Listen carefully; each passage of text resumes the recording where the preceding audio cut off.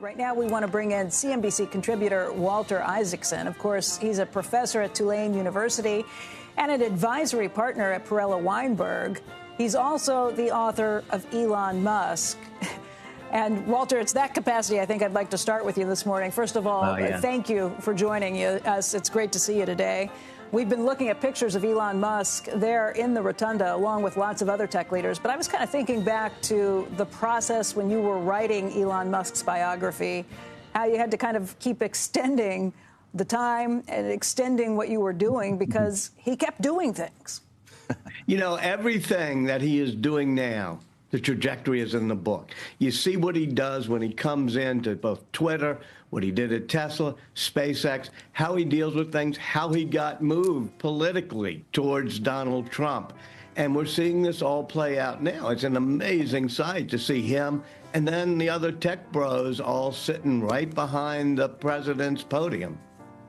Yeah, why don't you tell people who might be a little less familiar what caused his transition? I mean, a part of this was the last administration really insulting him and not including him in any of the EV work that they were doing when they were calling all of those leaders to the White House. Yeah, in my book, I have chapters about how he got politicized and then called the rabbit hole, how he began grasping on some of these techno-utopian, conservative, populist nationalism. Part of it is because his father, Elon Musk's mother said to me, your story is going to be about whether Elon becomes his father. And his father is very nationalist, very anti-immigrant, conspiratorial.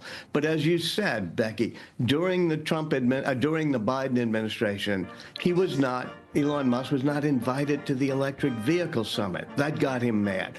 His own firstborn child transitions, becomes Vivian Jenner, becomes his daughter, and he feels that she was infected by a woke mind virus. Likewise, there were all the regulations that hit on things like, COVID regulations, things.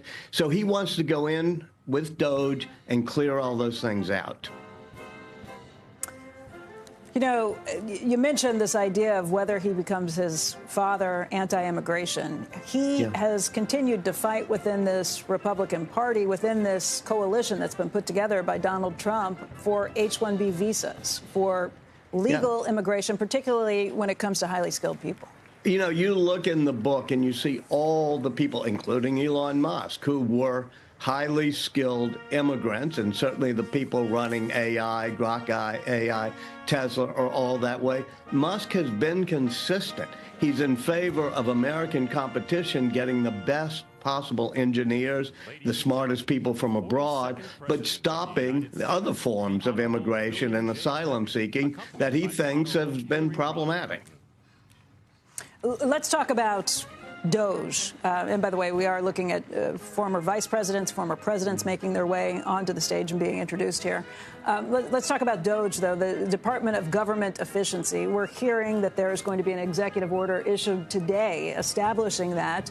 And originally, it was supposed to be Elon Musk and Vivek Ramaswamy who would be heading that up. Eamon's reporting today is suggesting that, no, Vivek Ramaswamy is out. He's going to be not taking any part in that as he runs for Ohio governor. So what do you think of this agency that Elon Musk will be singularly responsible for heading up?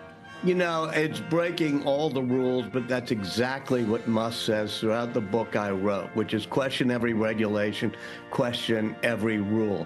He's going to be located, I think, in the old executive office building, right, as part of the White House complex. He's got people embedded in the Office of Management and Budget. Certainly, as you said, Becky, when I was last on Squawk Box, he's got a great arrow in his quiver, which is if people oppose him. If some congressman says, don't take away that NASA contract from my Alabama district, he can go after them on social media. So he's got an extraordinary amount of power, but the big power he has, I mean, look at where he's sitting today. Trump really wants him to come in and disrupt the government.